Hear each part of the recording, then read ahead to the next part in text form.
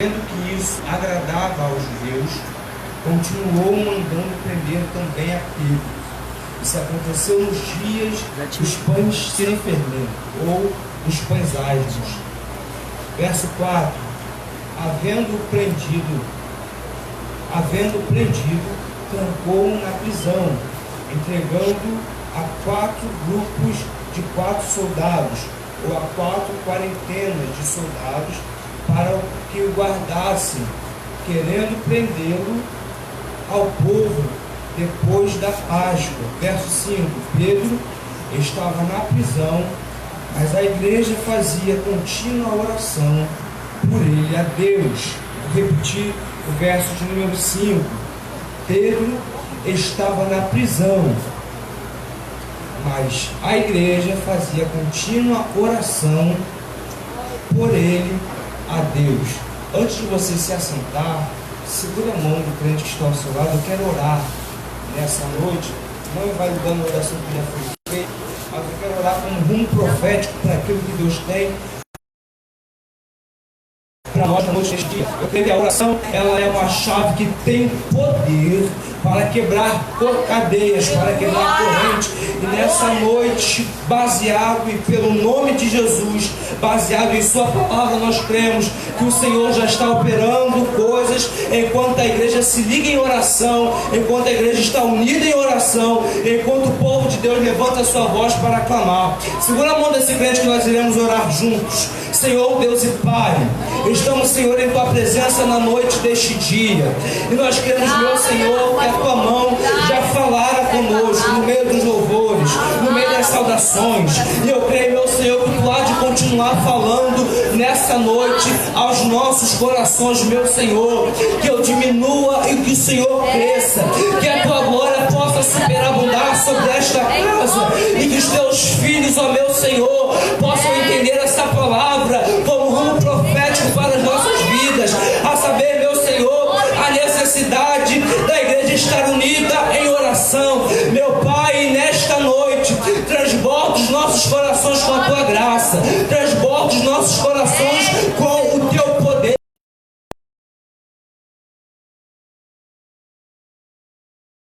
No nome do Filho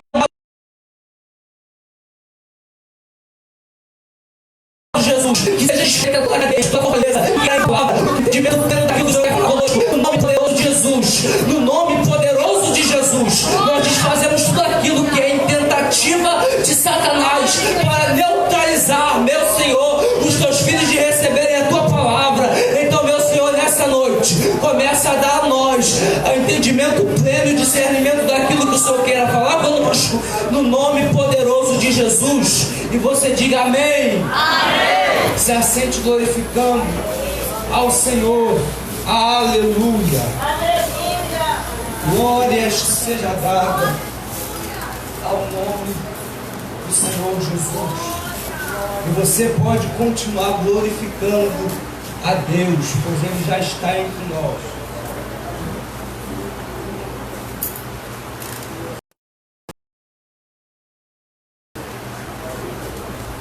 O texto que lemos em Atos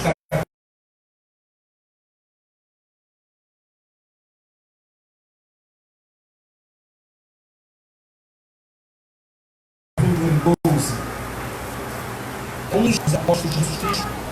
Este livro de Atos dos Apóstolos é um livro que está fazendo uma coligação entre os evangelhos, entre o tempo de Jesus e entre as cartas de Paulo para as igrejas, a qual ele levantou, instruiu e agora ele discipula através das suas cartas. O livro de Atos dos Apóstolos começa por Lucas, São Lucas, escrevendo para nos fazer entender um pouco mais dessa história e desses fatos, a entender que o livro de Atos dos Apóstolos foi um livro que não tem a sua terminação como igreja, pois isso se estende até nós nos dias de hoje, mas Esse livro, pela sua coligação, nos faz entender coisas que são muito necessárias. Primeira, ela ainda conta alguns relatos de Jesus enquanto ele esteve na terra. O capítulo 1 de Atos dos Apóstolos, ele está falando sobre a missão de Jesus, quando depois ele passar o Senhor, depois de ter feito tudo aquilo ao Senhor tinha designado para que ele fizesse, operasse os seus milagres e depois ressuscitasse dentre os mortos, ele vai aparecer no livro de Atos dos Apóstolos, capítulo de número 1, para poder ratificar a promessa que ele já tinha feito. Promessa esta, a saber, do Espírito Santo, que iria vir sobre todas as nações, sobre todos os povos e sobre todos os discípulos de Jesus. Capítulo de número 1, ele vai dizer o seguinte: vocês receberão poder do Espírito Santo, sobre a qual vocês irão pregar em Jerusalém, em toda a Judéia, Samaria e também nos confins da terra. Não seria mais só entre as ovelhas perdidas da casa de Israel, a qual ele falou no capítulo 10 do livro de Mateus. Seria também todos os lugares a qual Deus lhes iria enviar através da pessoa do Espírito Santo.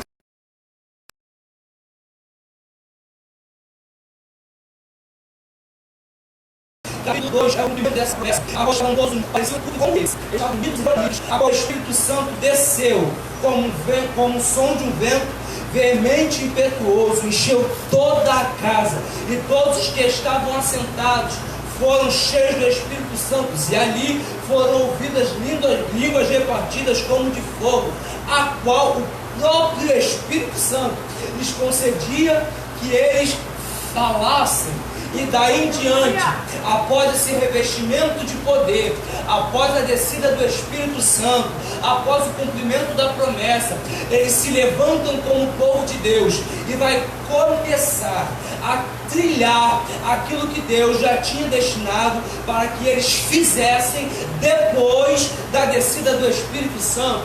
E eles, os 12 discípulos, começaram a alvoroçar todo mundo, pregando o Evangelho e pregando a palavra de Deus, salvando vidas, salvando almas para o Senhor. E no capítulo de número 12,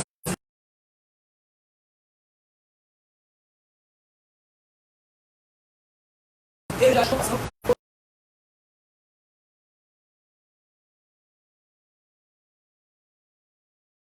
a perseguição que nasceu em Judá, a Moisés, a Jesus Moisés, para a Torá, a das leis. Fora isso, não tinha Deus. Fora isso, não tinha Senhor. Fora isso, não tinha salvação. Então, para eles, só aquele sacrifício que era preciso matar ou morrer serviria para a remissão dos pecados. Só aquele sacrifício serviria para mudar a situação de um homem. Só que Jesus, através dos discípulos, está ensinando uma coisa totalmente diferente. Só que Herodes, o rei da época, vai começar a perseguir o povo de Deus, que está pregando a palavra, e vai começar a matar. E isso vai começar a ser bom para os olhos de algumas pessoas. A morte de alguns santos que estavam pregando a palavra de Deus vai começar a ser agradável aos olhos de alguns judeus que estavam envolvidos com a seita. Só que eles mataram, no capítulo 1 nós lemos que eles mataram a Tiago. No capítulo 2, eles queriam matar também a Pedro. Só que eles pegaram Pedro, colocaram Pedro dentro de uma prisão. E a prisão que colocaram Pedro não foi qualquer prisão. Colocaram Pedro dentro de uma cela. E na cela que colocaram Pedro, colocaram 4 paternos, ou seja, 16 soldados em volta da cela, 2 soldados na porta, mais 2 vigias dentro da cela. Tudo isso para vigiar Pedro. No versículo 5 é a esperança que Pedro tinha. No versículo 5 diz: Pedro estava na prisão, mas a igreja se levantou para fazer contínua oração a ele diante de Deus. é o que nós podemos entender, que quando uma igreja se posiciona em oração, a mão de Deus começa a trabalhar em favor dos joelhos que estão dobrados e em favor das posições que são tomadas. Isso é bíblico. Nós vemos toda uma história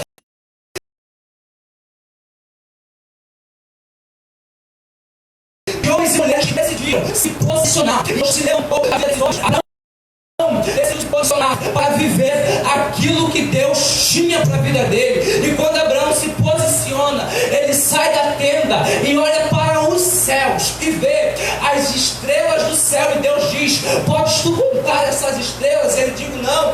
Então também te digo que você não poderá contar a descendência que há de vir sobre ti. Mas homens de Deus se posicionaram como Josué, e Deus disse a Josué: Josué, levanta-te e põe de pé, porque esse povo está na tua mão agora, e você fará esse povo chegar aonde eu, o Deus de Israel, lhes prometi. Então ele se posiciona e o povo volta a ganhar as guerras. Débora, uma das juízas mais incríveis do livro de Juízes, é uma das mulheres que estava passando por um ciclo de 20 anos de frustração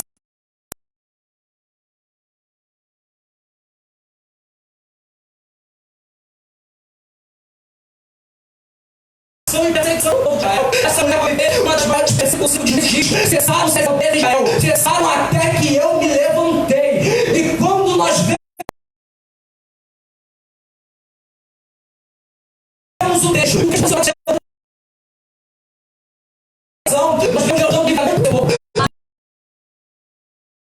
vemos o texto de um grande posicionamento de oração, nós vemos Deus se levantando e falando: não vai ter mais morte, não vai ter mais decepção, não vai ter mais frustração, não vai ter prisão, porque tem crente de joelhos dobrados posicionado. E enquanto tiver crente de joelhos dobrados e posicionado, eu me levanto do trono e digo: não vai morrer, vai ter vida, vai viver, não vai ter não, aleluia. Se eu fosse você, eu levantava a sua mão.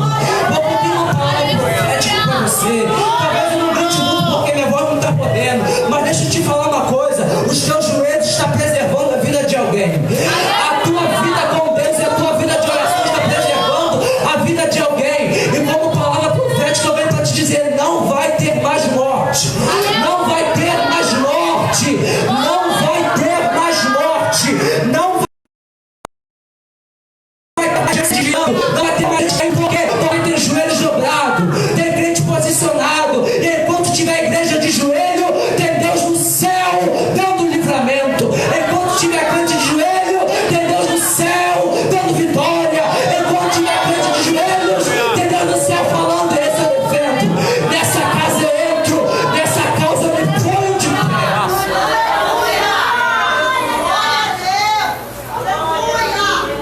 Você está entendendo o que Deus está falando? A igreja fazia contínua oração pela vida de Pedro. E por causa dessa oração, que ninguém estava vendo, oh meu Deus, tinha gente sendo liberta. Aí Pedro vai ser lançado na prisão. Eu vou dizer suavemente: ele foi lançado na prisão com 4 quaternos, 16 homens em volta dele, e 2 soldados na porta, e mais 2 soldados.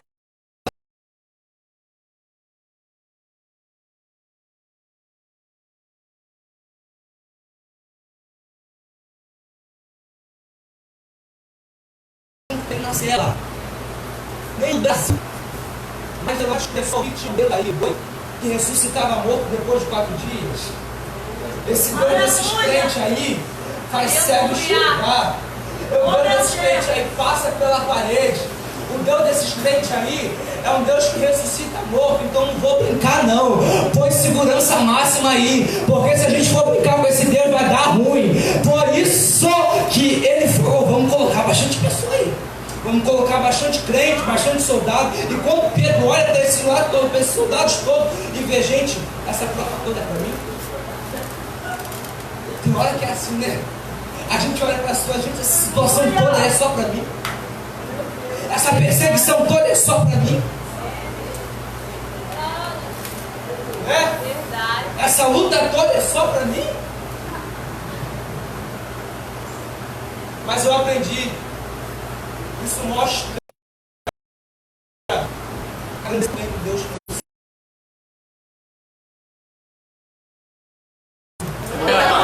Eu vejo só qualquer coisa. E que por causa dessas aflições, Ele vai fazer superabundar, meu Deus. Superabundar não é qualquer coisa. Essas lutas que você passa não é qualquer coisa. E você também não é qualquer pessoa. Por isso que colocaram soldados à vontade para te perseguir. Colocaram calúnias à vontade para a tua vida. Colocaram fofoca à vontade para a tua vida. Mas deixa colocar. Você não é qualquer um. Você é aquele que serve um Deus que ressuscita morto depois de 4 dias. Você é aquele que serve um Deus que, se for necessário,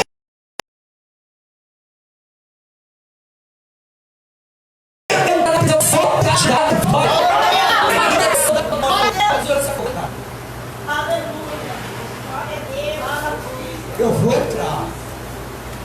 Nessa situação aí eu vou entrar. Eu não querer passar. O negócio está estreito aí, Pedro, mas eu vou entrar. Essa porta está fechada, mas eu vou entrar.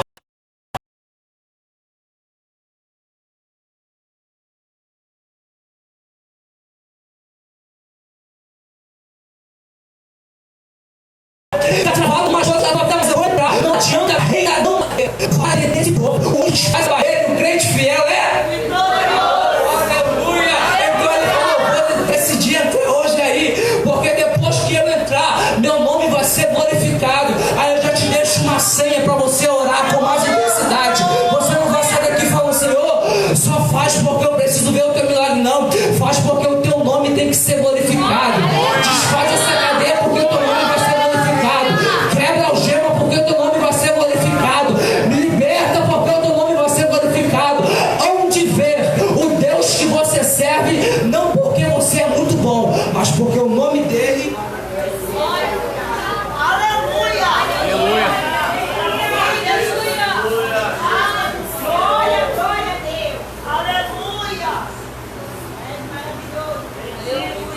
E a igreja fazia contínua. E agora já quer.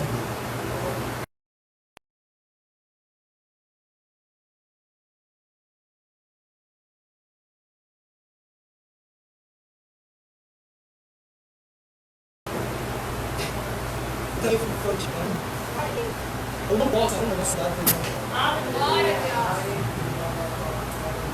eu não posso ver alguém do meu meio sofrendo, morrendo e eu ficar.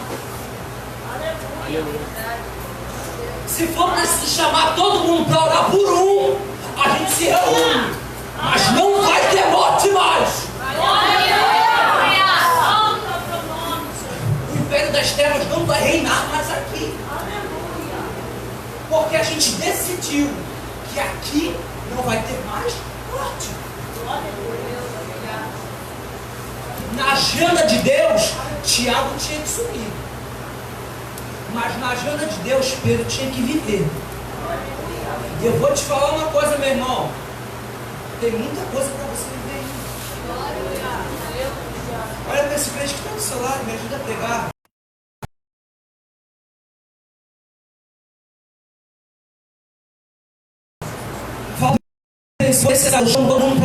Mas você não vai morrer. Você não vai perecer.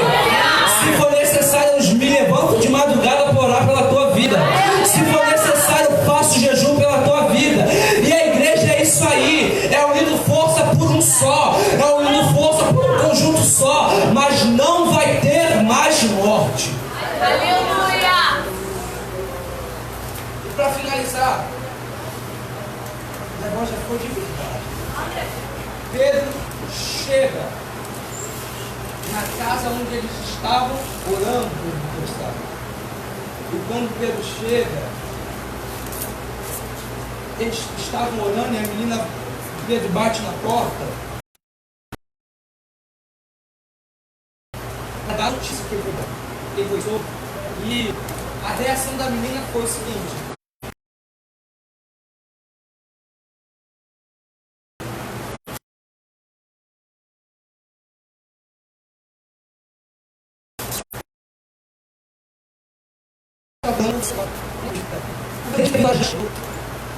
Eu creio, meus irmãos, um Deus que trabalha com um longo espaço de tempo. Mas eu também creio um Deus que dá vitória de imediato. Só uma pessoa que eu vou pegar só essa pessoa. Eu creio um Deus que trabalha por um longo período de tempo. Até porque esse longo período de tempo é tempo de aprendizado.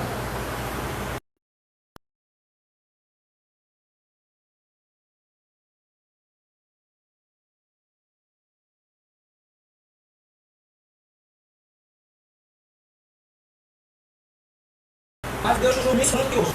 É Deus que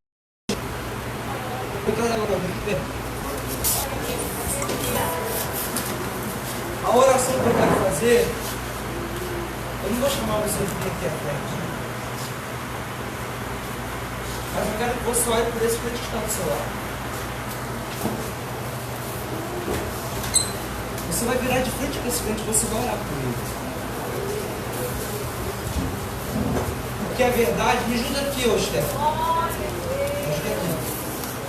Porque a verdade, meu irmão, é que não pode ter mais morte no meio do povo. Aleluia! Você nem sabe como esse crente entrou aqui hoje.